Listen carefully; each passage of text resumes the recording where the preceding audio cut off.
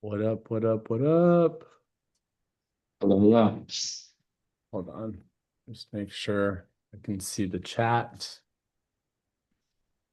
How we doing? Happy Thursday, y'all. You know the deal. This is Mogul Moves Weekly. We're covering everything from box office buzz to industry power plays and all things Mogul by Movie Pass. My name is Luigi, the host of this here live stream. I'm joined today by Josh, our head of data. Say hi, Josh. Hello, everyone. Let's jump into it because we have a few new sort of segments. But before we do that, let's go over this weekend's forecast. There's a lot coming out. None of it is huge, but curious to hear what the industry is saying, Josh. Yeah, it's kind of a fun weekend. There's like a very strange mixture of movies. I think we talked about Five Nights at Freddy's. We were getting some forecasts for that. Um, 41 million was what we were seeing on Monday. It's up to 48 million now. So creeping up. I think we discussed that as a good hold for this weekend. And I think that's probably going to prove to be correct. I think the rest of these will kind of shake out well below that. Um, so I think Five Nights at Freddy's 2 is probably the big pick for this weekend. Um, Jujutsu Kaisen, the new Jujutsu Kaisen movie, Execution is coming out this weekend as well. Um, it's kind of coming off the tail of like two really big anime movie releases, um, Demon Slayer and Chainsaw Man, which I think both broke records in Japan and around the world. So the anime movies have had like a really strong year. Um, and I think this one's probably a pretty good bet for the weekend as well. I was looking at 6 million on Monday. Today I'm seeing 8.3 million. So once again, creeping up. I feel like as big as anime has always been, it's like kind of creeping even more into the like mainstream zeitgeist. So that's definitely one to keep an eye on. Um, Another interesting one, Kill Bill, the whole Buddy affair. Seeing some numbers for that at 2.3 million. I think that should be fun. I'm curious how many people are going to go see a 4.5 hour movie. Um, Obviously not zero. Merrily we Merrily roll we along. roll along, and 100 Nights of Hero, both smallish releases. I'm not seeing any forecasts for those yet, but something to keep an eye on. Some kind of like small budget indie movies to look out for, and of course Hamnet, which we've been talking about. A lot of buzz on limited release last weekend. It did about 800,000. It's supposed to do 1.7 this coming weekend, which is its wide release, which is not a ton, but I think it's going to be way over talked about compared to those box office numbers. So again, something to keep an eye on. It's definitely getting some early Oscar buzz already.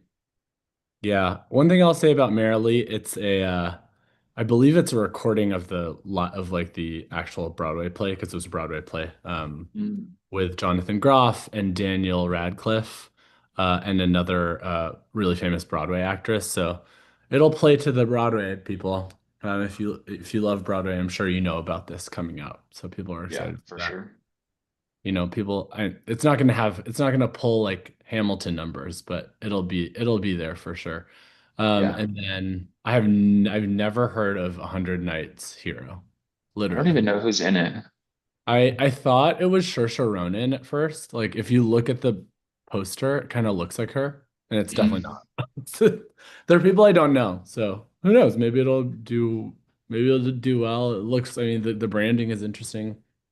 Yeah, Who it knows? has a nice aesthetic. Yeah, no names that I recognize either. Interesting. Yeah. Yeah, and I mean, notoriously, this week is a super dead week. Like the couple weeks leading up to Christmas before like the big releases happen, like Avatar, etc. So, I mean, Five Nights at Freddy's being at what did you say, 41 mil Up to projected? 48 now. 48. That's a big release for this time of the year. Yeah, that is kind of, and that's like a trend we've kind of been seeing post COVID. Is it Mhm. used to be it used to be like really focused blockbuster weekends. Like you'd see like massive weekends and then like a bunch of quiet weekends. And I think the industry is just kind of shifting to like a more even spread out cadence, Yeah. like a more steady trickle of releases. So it's kind of an interesting trend. Times are a changing, Yep. Josh. Attention is dwindling. They need to release That's more right. things more often. Yeah, So that exactly. that's where we're at, I think, here.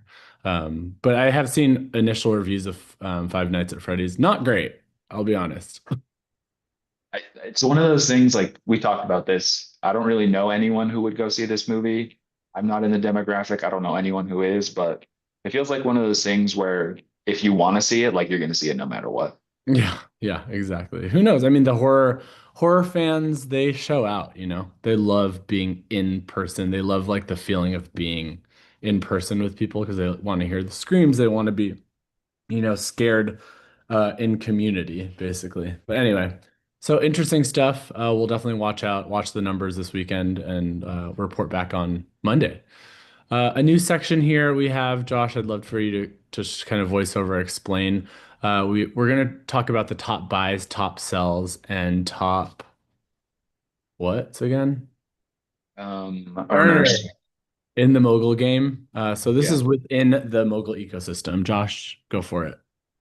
Yeah. So top buys and sells are essentially, how are these assets moving within our system over the past about week?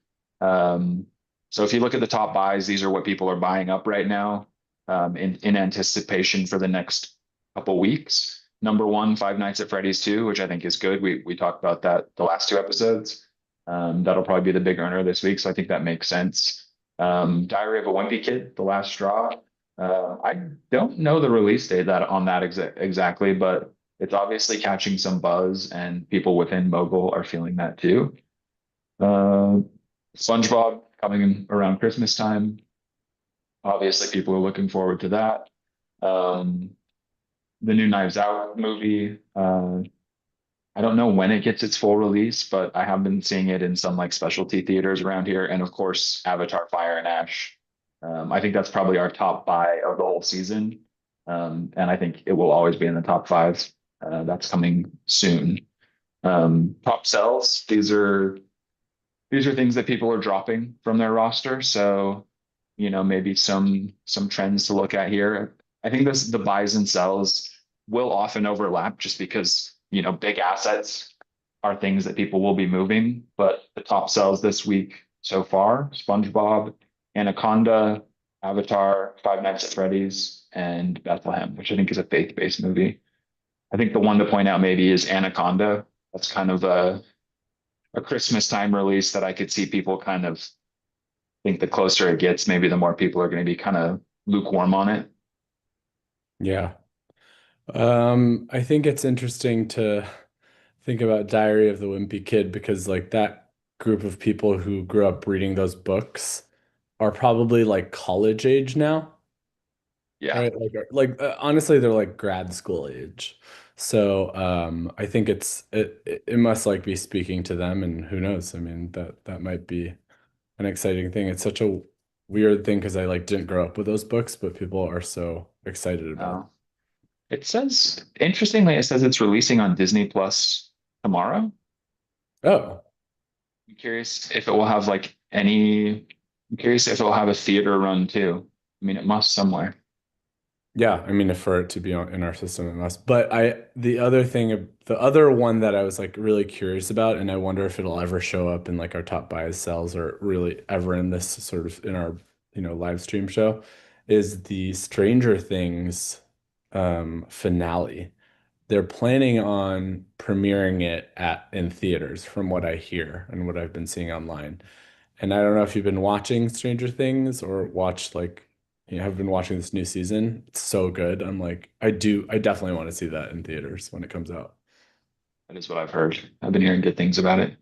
Probably like early Jan, because I feel like the next part of Stranger Things comes out on Christmas. So Especially if it's in January, I would not be surprised if it makes it into our um, top buys and sells. yeah. Uh, yeah, nothing.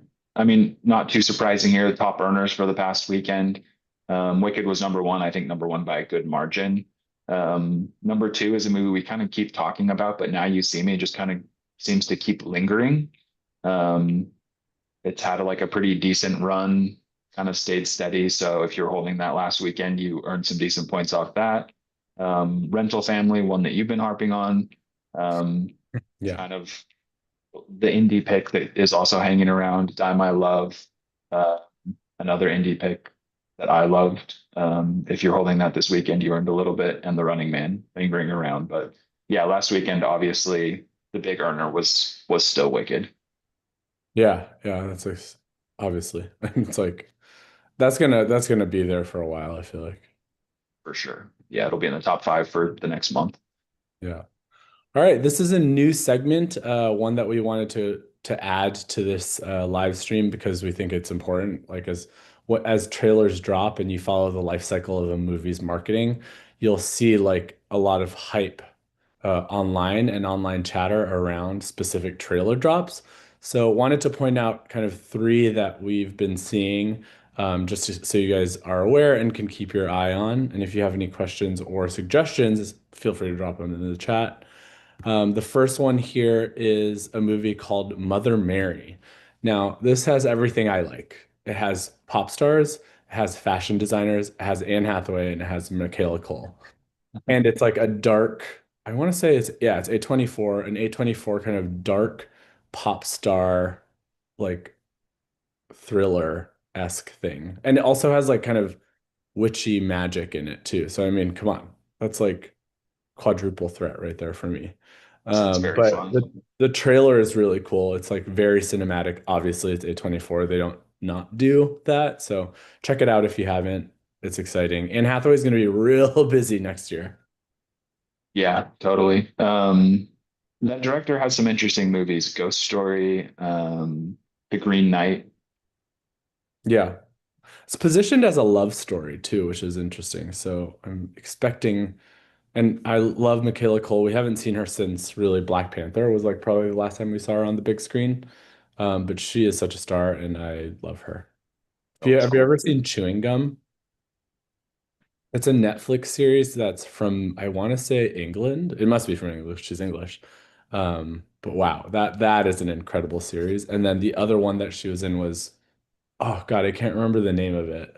It's called like something like Do You Want to Kill Me or something like that. I'll send it to you later, but that's an amazing show too. I May All both Destroy like You. sorry. I May Destroy You. Yes, I that's what it is. I May Destroy You. Both kind of well, the first one very like kind of more like slapstick comedy. The second one, I May Destroy You, a dark comedy that like hits hard. It was prescient, let's just say that. Cool. Yeah, check it out if you haven't. I think it's on HBO. The other one that is receiving a bit of hype, Double or Nothing, or sorry, that's not what it's called. That's just what it says on the movie poster. Ready or Not 2, which is a sort of comedy thriller. I think we're seeing a pattern here.